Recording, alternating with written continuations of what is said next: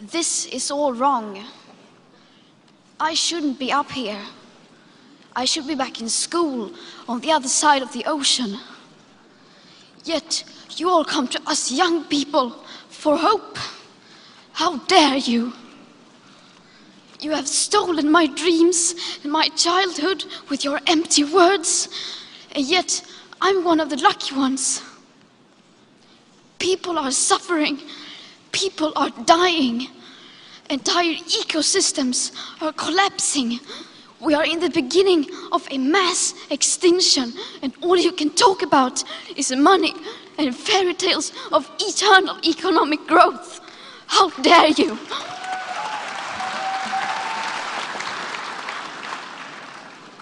So I was wondering whether you thought climate change could be an issue that could unite us all on left and right, moving us beyond debates about C16 to discussions at the UN at Katowice next month, where perhaps humanity might finally discover its global map of meaning. No.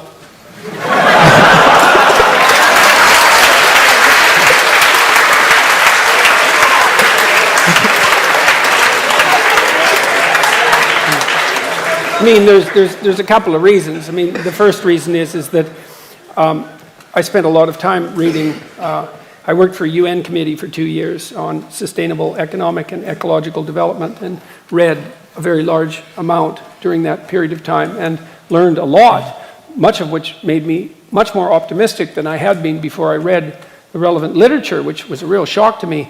But the climate change issue is an absolutely catastrophic, nightmarish mess, and the idea that that will unite us that's not going to unite us. I mean, first of all, it's very difficult to separate the science from the politics.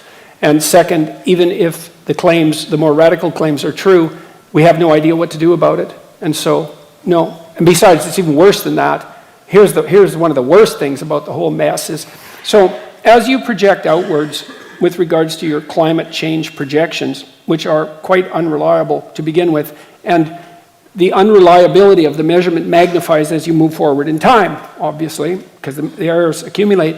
And so if you go out 50 years, the error bars around the projections are already so wide that we won't be able to measure the positive or negative effects of anything we do right now.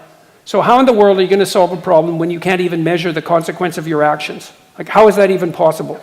And besides that, well, what's the solution? What are we going to do? Switch to wind and solar? Well, good luck with that. Just try it and see what happens. We can't store the power. Germany tried it. They produced more carbon dioxide than they did when they started because they had to turn on their coal-fired plants again. That wasn't a very good plan. Well, we don't want nuclear. It's like, okay, what happens at night? The sun goes down. Well, isn't that something we should have taken into account? Well, we got to flip on the coal-fired plants. Well, so it was a complete catastrophe, and all that happened was the price of electricity shot up. It was like zero utility. So that's not a solution. So what are we going to do about it? Well, we should cut back. We can't consume as much as we are all consuming. It's like, well, maybe, except the data that I've read indicate that if you can get the GDP of people up to about $5,000 a year, then they start caring about the environment, and the environment cleans up. So you could make a perfectly strong case, I think, and a reasonable one, perhaps even a humane one, that the actual idea would be to get everybody in the world who's poor, desperately so, out of poverty as fast as possible, which would increase consumption in the short term, because then they'd start to care about the environment and things would clean up. It's like, okay, well, what are we going to do about global warming? Well, good luck figuring that out. I don't see a solution on the horizon. I look at Bjorn Lomborg's work. I really like Bjorn Lomborg. I think he's a real genius. You can look him up if you want.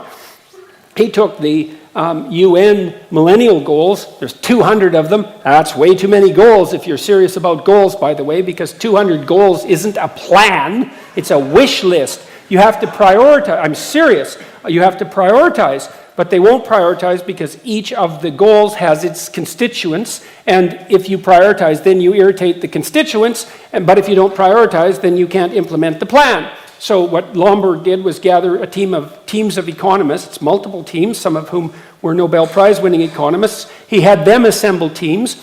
He had them rank order development goals in terms of their return on investment, all of the teams. Then he averaged across the teams and came up with a final list. And addressing global warming wasn't even on the list.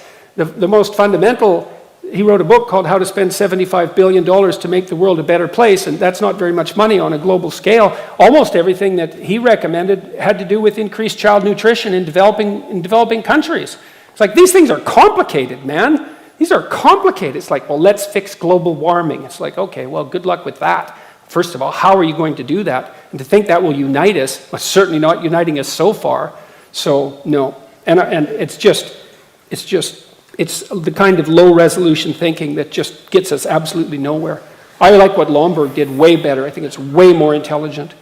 So, you know, maybe if you increase child nutrition enough and you produce another, I don't know, 10 million geniuses as a consequence of that, and maybe one of them will figure out what to do about global warming. Well, I'm serious about that, you know? It's not a bad thing to increase the total sum of human brain power, you know? And so we treat these things so lightly. Well, let's fix the planet. Well, we're going to concentrate on global warming. Well, why global warming? Well, because everyone thinks that's the biggest catastrophe. Well, maybe it is, but if you don't have a solution, well, and then what about all those other problems? What are you going to do about them? Well, we'll ignore them because we can feel good about, you know, being concerned about global warming. It's like, you know, one of the reasons there's more trees in the northern hemisphere than there were 100 years ago. No one knows that, but it's true, and by a substantial margin. You know why, in part? Because people burned coal instead of wood. It's like everyone says, well, we shouldn't burn coal. It's like, okay, fair enough. What do you want to do? Burn trees instead? Because that's what poor people would have done. It's like, coal isn't good. Well, it's better than burning wood. So these things are complicated. So they're unbelievably complicated.